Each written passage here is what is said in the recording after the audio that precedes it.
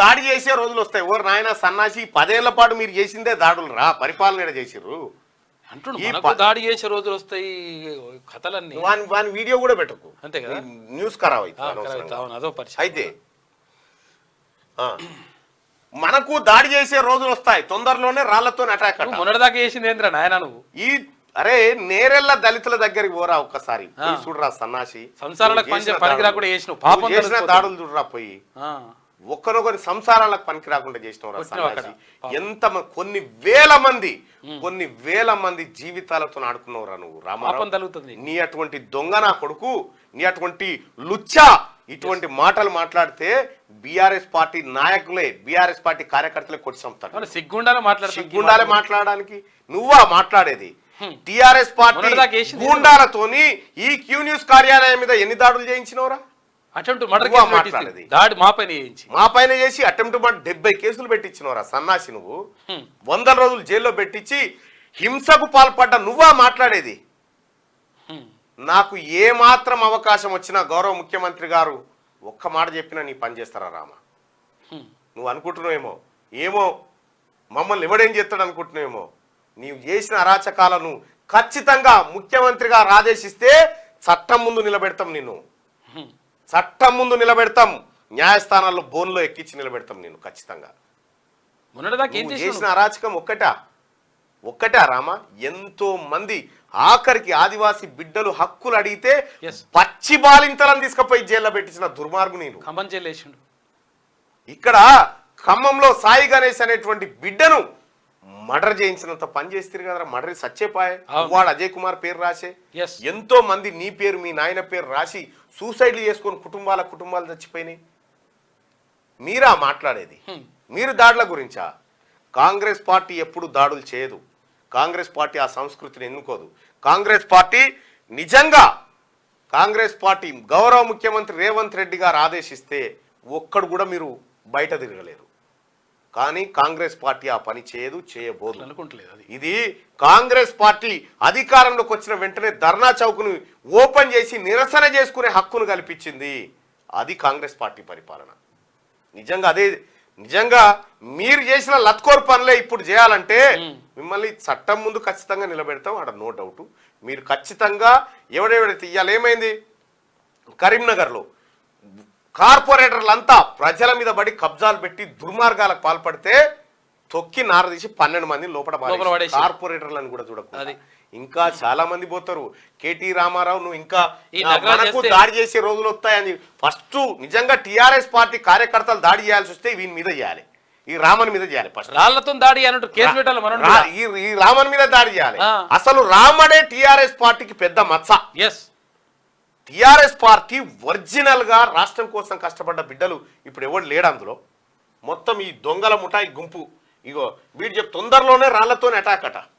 కేసులు పెట్టి లోపలే ఏం చేయాలి రామా? ఇదా నువ్వు మాట్లాడే మాట? ఇదా సిగ్గుందా నీకేమన్నా? నువ్వు మాట్లాడతావా? నువ్వు జర్నలిస్టుల మీద దాడుల గురించి మాట్లాడతావా? చెప్పు తీసుకొని కొడతారు ఇంకోసారి నువ్వు ఆ మాట మాట్లాడు. ఎందుకంటే నీవు ఎంతమంది జర్నలిస్టులను హత్య చేయించడానికి పెట్టినావు. రీసెంట్ గా ఇదే రాముడు నా మర్డర్ కోసం ఆర్మూర్ పాండుగాన్ తోటి సుపారీ ఇప్పించాడు. చూసుకోగా ఇది నేను ఇప్పటి వరకు పోలీసు ఉన్నతాధికారులతోనే చెప్పుకుంటూ వస్తా ఉన్నా, ఇప్పుడు మార్నింగ్ న్యూస్ లో చెప్తా ఉన్నా. ఇదే రాముడు దాని మీద ఎంక్వైరీ చేయమని చెప్పి ఆల్రెడీ ఆదేశాలు జారీ చేయడం జరిగింది. ప్రభుత్వం జరుగుతూ ఉంది. వీడా చెప్పేది? నువ్వా షీరి చింత గడతారు బిడ్డ, ఏమనుకుంటున్నావో? నువ్వా మాట్లాడేది? నీ అంత లత్కోరగాడు ఉండా ఎవడన్నా? ఉట్టినే చేపిస్తా అంట. నువ్వు మొన్నటిదాకా వేసింది పీకినా ఇంకా గదే కదా. కారు సర్వీసింగ్ కాదురో పోయింది పీకింది. ఏ కారు కూడా 20 ఏళ్ళు నడవదురా.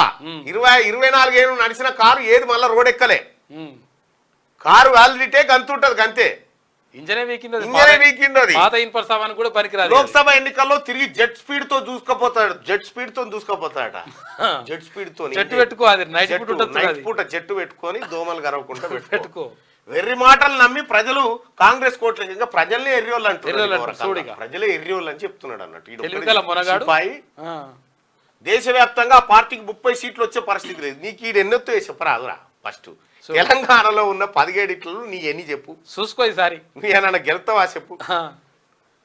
BRS working president KT Rama Rao అంటుండు, ఓవర్ కాన్ఫిడెన్సే కొంప ముంచింది, కార్యకర్తలు సైతం పట్టించుకోలేదు, అధికారం లేకపోవడంతో అనేక ఇబ్బందులు, కాంగ్రెస్ కోటేసి తప్పు చేశామని ప్రజలు బాధపడుతున్నారట మాజీ ఎమ్మెల్యే మర్రి జనార్దన్ రెడ్డి అంటుండు. ఒక్కసారి రేవంత్ రెడ్డి సీఎం అని కాంగ్రెస్ పార్టీ ముందే ప్రకటిస్తే కాంగ్రెస్ పార్టీకి సీట్లు పెరిగేవా తగ్గేవా అంటే పెరిగేవి అని 90% మంది చెప్తా ఉన్నారు. 90% మంది చెప్తా ఉన్నారు. ఇక్కడ కాంగ్రెస్ పార్టీకి ఓటేసి తప్పు చేశామని ప్రజలు భావిస్తున్నారని మాట్లాడుతున్నారు. చూస్తావా పోలు పెడదామా, చూద్దాం నీ తమాషా చూద్దాం. ఇవాళ కూడా దొంగరామా ఇంకా ఓలే, ఇంకా అహంకారం తగ్గలే, ఇంకా నీకు పకర్ తగ్గలే తమ్మి. మైకంలో ఉన్నట్టున్నాడు. కాంగ్రెస్ పార్టీకి ఓటు వేయడం ఎలా అనిపిస్తుంది? కాంగ్రెస్ పార్టీకి ఓటు వేయడం సంతోషంగా ఉందనుకునే వాళ్ళ పైన, కాంగ్రెస్ కు ఓటు వేసి బాధపడుతున్నాం అనుకునే వాళ్ళు కింద. రామాసుడు ఇంకెవడన్నా బీఆర్ఎస్ పార్టీలో మేము అన్ననే ఉంటాం అనుకునేవాడు కూడా చూసుకోరు, ఇక ఉండదు, తేల్చుకోరిగా. 90 సీట్లు వచ్చేటి. రేవంత్ రెడ్డే కాంగ్రెస్ పార్టీ సీఎం అభ్యర్థి అని ముందే ప్రకటిస్తే 90 సీట్లు వచ్చేటి.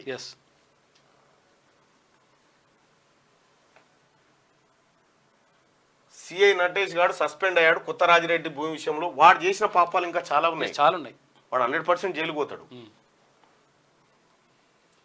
కాంగ్రెస్ పార్టీకి ఓటు వేయడం ఎలా అనిపిస్తుంది?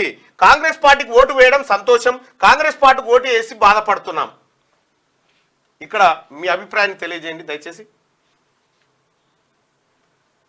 రైట్గా ఎక్కడ ఉన్నా దిశ. ఇది ఇక చూడు, మనకు దాడి చేసే రోజులు వస్తాయట. దాడి కాదు రామా, పగిలే రోజు వస్తాయి, పచ్చలు పలిగే రోజులు వస్తాయి. నువ్వు ఇట్లే తప్పుడు మాటలు కూస్తే, కాంగ్రెస్ ప్రభుత్వాన్ని, కాంగ్రెస్ ప్రభుత్వం ముఖ్యమంత్రి మీద తప్పుడు కూతలు కూస్తే పలుగుతాయి, పచ్చలు పలుగుడు గ్యారంటీ.